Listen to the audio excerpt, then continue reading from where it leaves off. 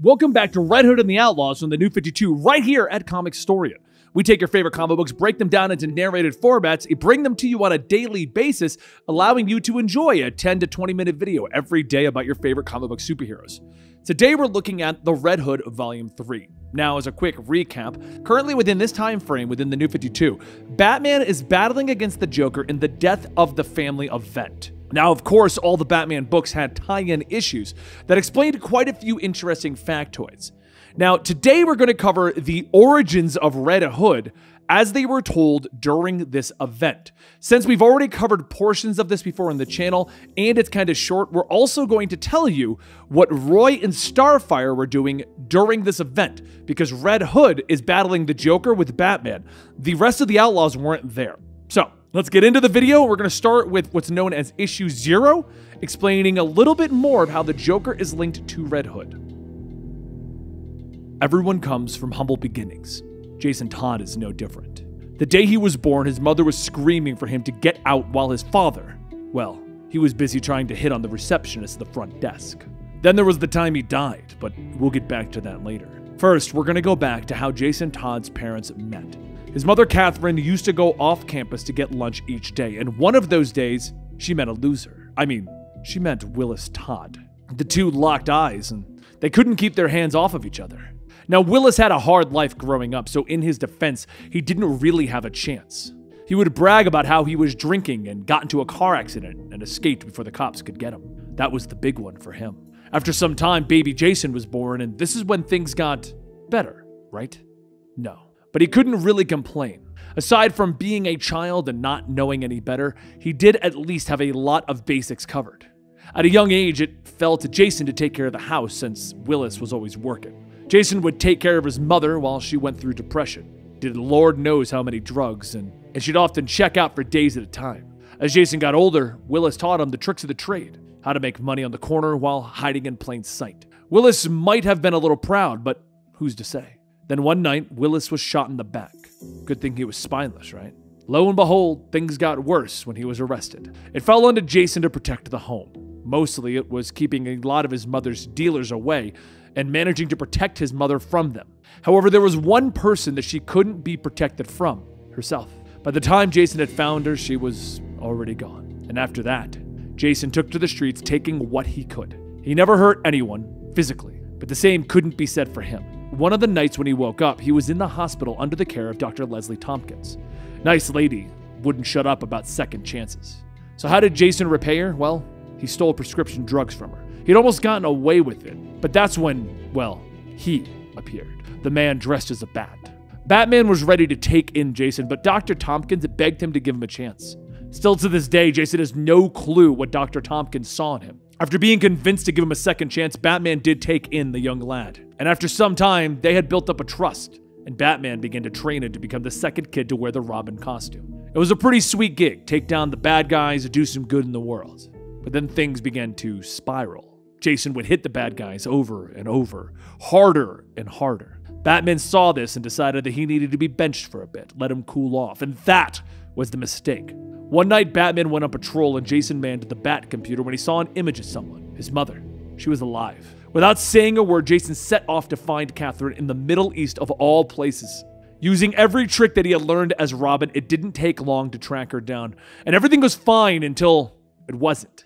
The Joker was there waiting for him. It was the first time that he died. Now, there's no telling what happened between the death and, well, revival.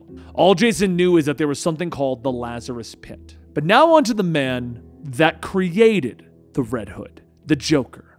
See, there's a little known fact about Jason's upbringing, and that fact is that someone had a little hand in how things played out. It all started the night that Jason's father got shot. It was a back alley, no-name hospital, of course.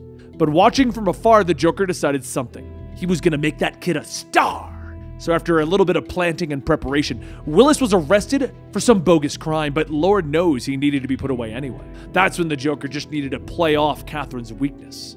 But that's the funny thing about drugs. Some drugs act like other drugs. Instead of getting high, some effects can mimic that of dying. So as far as anyone was concerned, Catherine Willis died from an overdose. That's when things started to get really interesting. The Joker had created a new Robin. Now the punchline to this is, A broken-spirited boy turns to a life of crime and then becomes a hometown favorite. Touching story, right? Just throw in a heartfelt moment where the hero finds his mother, and kaboom! What happened next was crazy. Jason Todd came back to life.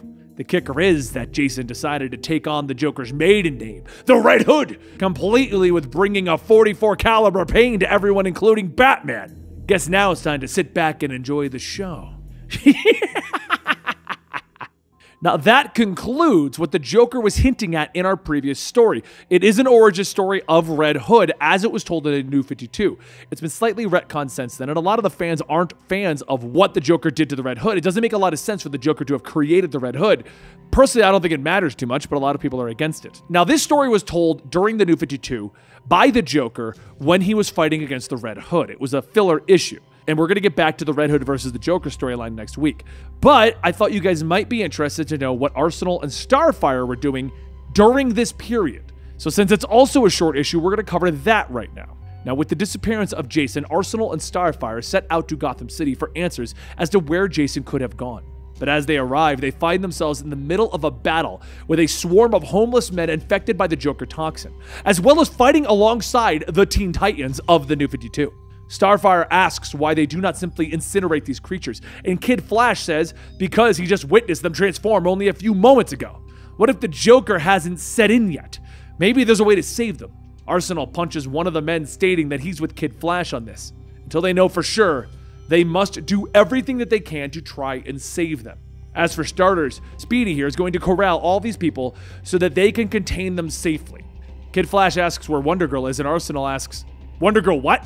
Wait, are you seriously checking in with this girl before listening? Wonder Girl tells him to relax, that she speaks on behalf of the Titans. While they appreciate the last-minute backup, they have their own way of doing things. They hit things. Arsenal then asks, what do you guys do when that doesn't work? And Wonder Girl pushes everyone into a building, stating, we hit them harder. As she closes the doors, Kid Flash runs back out, boarding up the door with planks and nails, stating, there, that should keep them out. Arsenal asks if she knows how strong drugged-up people can get. And just then, the infected begin to beat on the door with Arsenal stating, look, we don't have to like each other, but if we want to get Red Hood and Red Robin back, then we got to work together. Wonder Girl says, all right, what's the plan? And Arsenal smiles, stating, I don't have one! And Starfire slaps her head, quietly muttering, Mother of Zol. Just then, a ping can be heard, and Arsenal tells them that his alarm just went off on his analysis arrow. Now he has a plan. During the fight, he drew some blood and sent the information over to the super-secret floating headquarters nearby. The lab on board broke down the toxin and found the elements used to create it. Working backwards, they've created a counter-synthetic to nullify those found in the toxin, and they can save all the people that are infected. The computer also identified a warehouse in the docks where they can find all the synthetics. So everyone else will go get the stuff while me and Bunker will stay here and hold back the infected. Bunker laughs, stating, see? It's all gonna work out. Wait, did he say Bunker? Arsenal yells, we don't have time, go! The faster we are, the more people we can save. As Starfire and Wonder Girl and the others leave, the door breaks down and the infected begin to pour in. A short while later, over on the docks, Wonder Girl opens up a storage unit asking if this is what they're looking for. And one of the boxes says, Cure, do not touch. Wait, what's that ticking sound? Kid Flash quickly grabs everyone, running back as an explosion goes off, and Wonder Girl yells, damn it, we were so close. Those crates were our only shot at a cure. And as they get back up, Kid Flash motions to the stack of boxes asking, were those the ones that we wanted? Thank you. I may have saved them. Back with Arsenal, him and Bunker are fighting against the infected with non-lethal methods until Arsenal finally runs out of arrows. Arsenal turns to Bunker, telling him, can't you do something else with your powers? Like, not just make giant fists? And Bunker yells, of course I can! I just hit people! Oh wait, I get it now. Soon, Bunker steps back, creating psionic bricks and begins to contain the infected within them. Arsenal pats him on the shoulder, telling him, haha, knew you could do it. Good job. And a few moments pass with the others returning with the crates, and Arsenal telling everyone that they have to be fast. The crazy clown has all these syringes pre-dosed, most likely to hold the city hostage at some point. Kid Flash? Kid Flash steps back, telling him, I'm not so sure. Needles really aren't my thing? Wonder Girl grabs him, asking, are you kidding right now? You will so not pass out. Not until everyone is cured. Then you can pass out. Kid Flash sighs as he begins to get to work injecting the infected.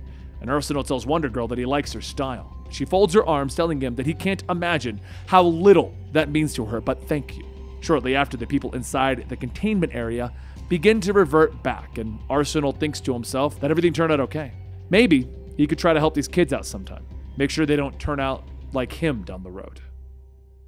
And there you have it, the retold origin of Red Hood, along with what was going on with Arsenal and Starfire during this event. Next week, we're going to conclude finding where Red Robin and Red Hood ended up, and I hope to see you here. Don't forget to subscribe, hit that notification number so that you know when things are up, and I will see you next time right here at the Comicstorian channel.